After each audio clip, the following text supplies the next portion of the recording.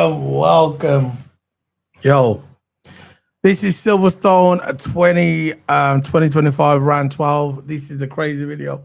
We're supposed to do this at 12. We're supposed to do this 3 weeks ago, but holidays got in the way, commitments got in the way, other videos got in the way, and we never got around to it. And because it was holidays, we said to ourselves, you know what we're going to do? We're going to put it off. And when the Formula One returns, we're going to get it back on track. So I'm going to bring in my coach, my partner in crime, Toto.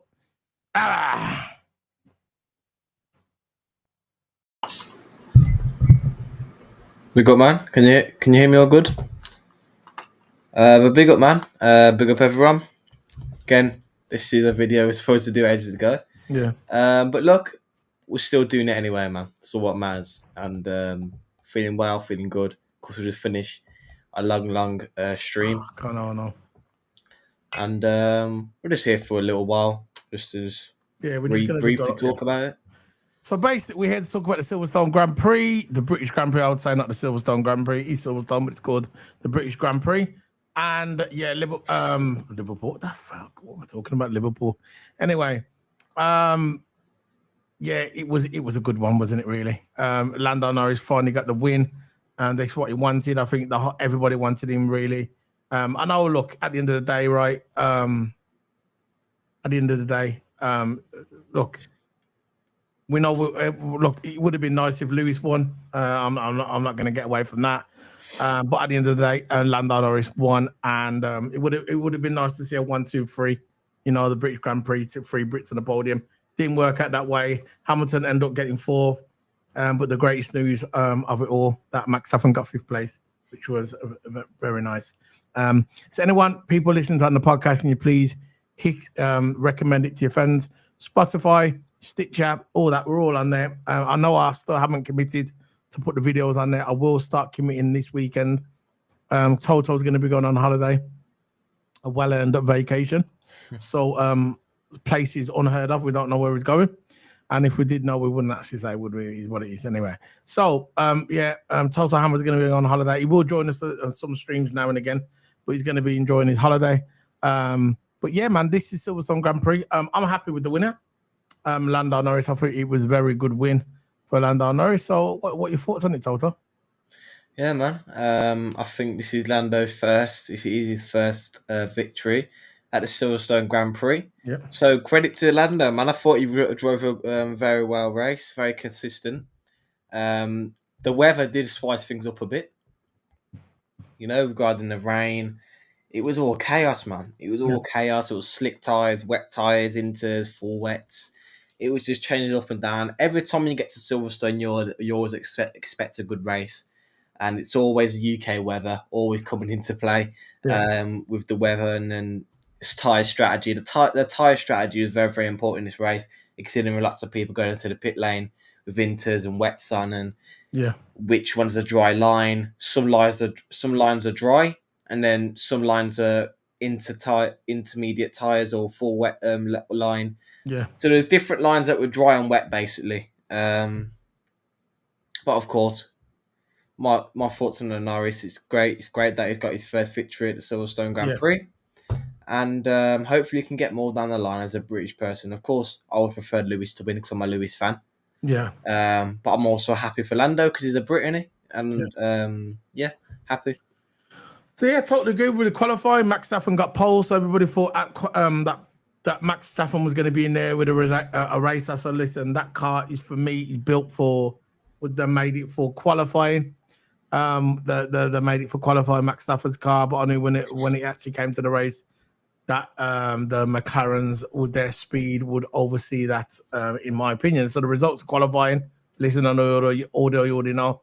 Max first, second Piastri, and third was Lando Norris. So at this point, people were saying that when the race started, I actually said that qualifying when I done the qualifying, when I was doing the watch along, I said I still think it doesn't matter where Max Verstappen is on the track. If he's at the front, it don't matter. If the McLaren guys are a couple of positions between them two, the McLarens are going to most likely win because the car that they've got is absolutely outstanding. I'm happy to see Lando finally get the victory that he deserved and being in front of his home crowd. It was a bit of the passing of the guard, really. I know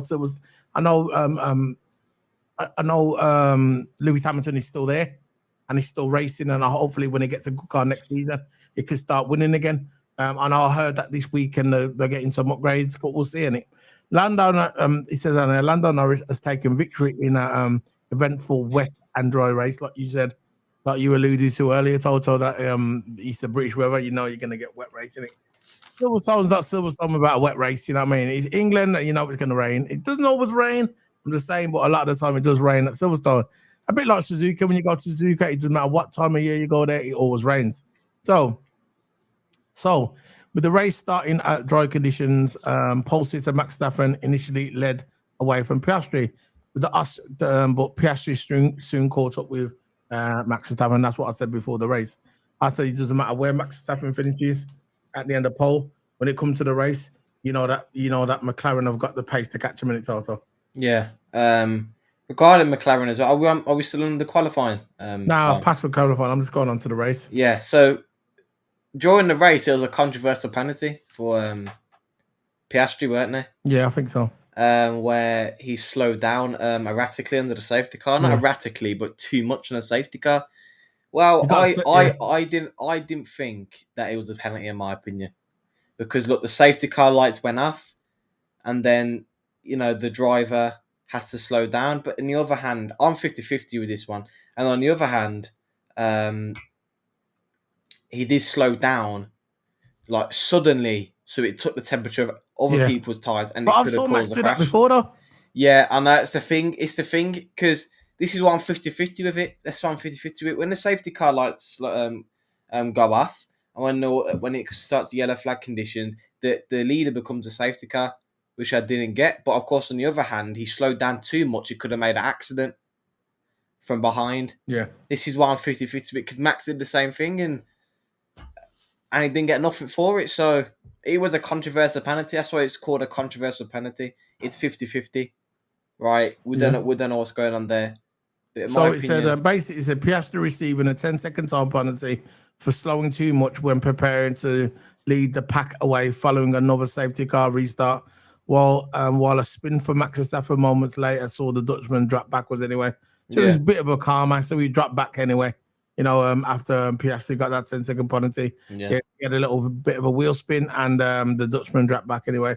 And that's what happens, isn't it? Because I agree with you, Toto. I don't think Piastri should have got a penalty. I've seen Max Verstappen do that loads of times when nothing happened, and it seems like he always gets away with it. As conditions changed, the drivers started to switch to slicks. It was a bit of a cat and mouse. Who was going to go on the slick tires first? And everyone said, what we're going to do, we're going to stay on the intermediate tires, and we're going to stay on the slicks. So as conditions changed, the drivers started to switch from slicks tires later on. Piastri served the penalty during his pit stop, and Norris took over the lead of the race.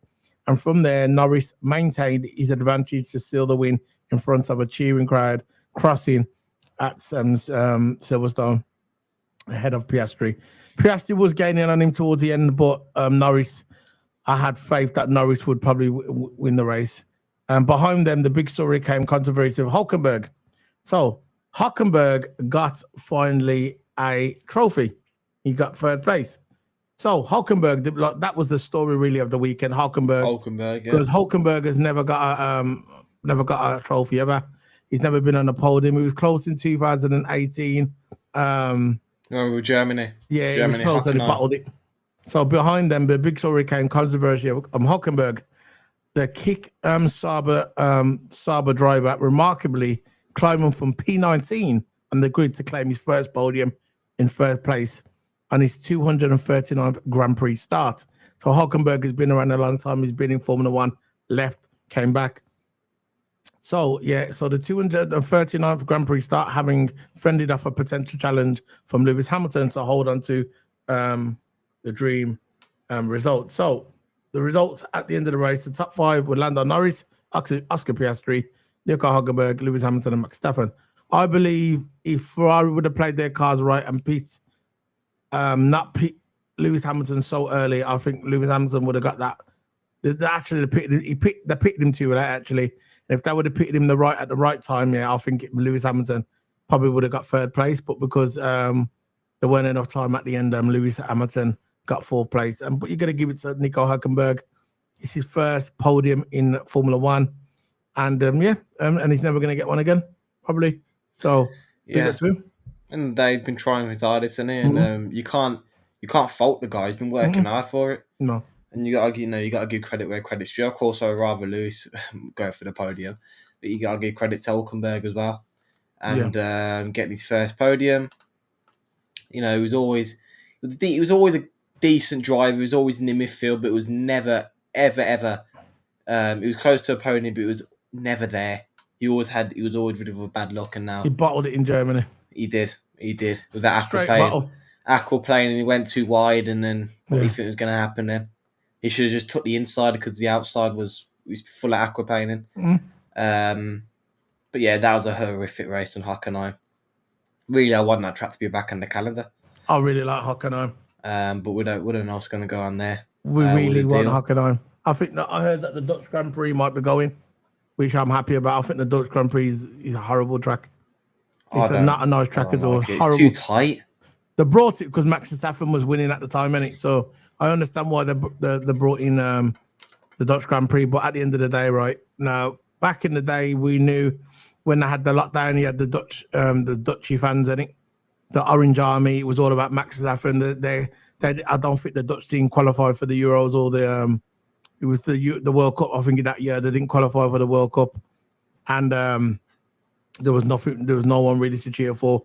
So they started gravitating towards Max Verstappen more because he was their savior. Get me, during the lockdown, it was all about Max Verstappen.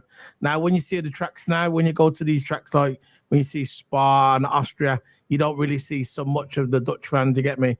Before it was a sea of orange, and now probably the football's back on, and they're probably obviously there's no lockdown anymore.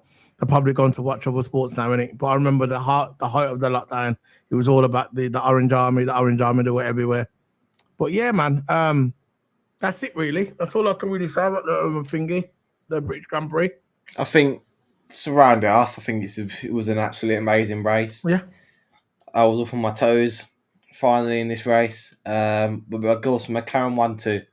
Just to round it off, McLaren 1-2, extending their lead dominantly in the constructors' title, just giving the title now. But that far ahead, I don't think any team is going to catch up to them. No teams on their level. McLaren's just too good.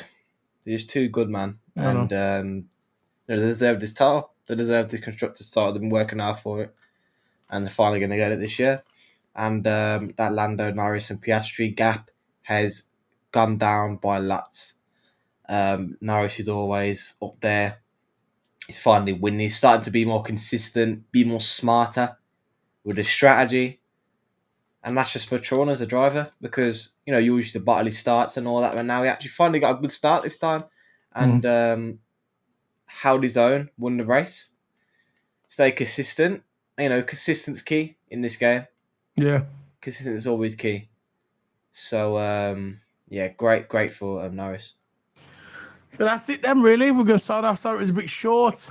It was just under 20 minutes long. Remember, guys, this is for the podcast as well on iTunes and Spotify. This is round 12 of the British Grand Prix weekend.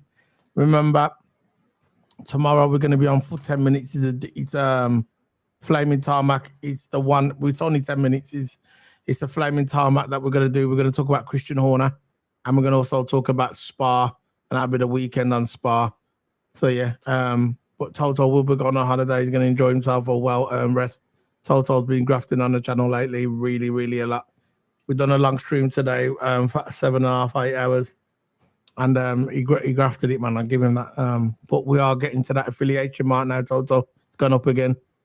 It's gone up again, by the way. The affiliation's gone up again.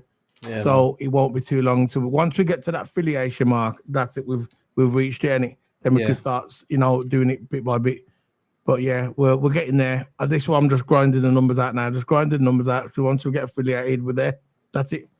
And there's none of this where you apply and then they turn around and say, you don't match the requirements. None of that anymore. You get me? None of that anymore. So big up to everybody. We will be back soon. This is going on audio. Remember, if you like it on iTunes and Spotify, remember, recommend it and leave a feedback as well. It helps with that. So this is the British Grand Prix race review over, and the next time we do one, it's going to be Spa, but I'll probably be on my own because Toto will be traveling. But big up to everybody. See you later. Big up. Bye.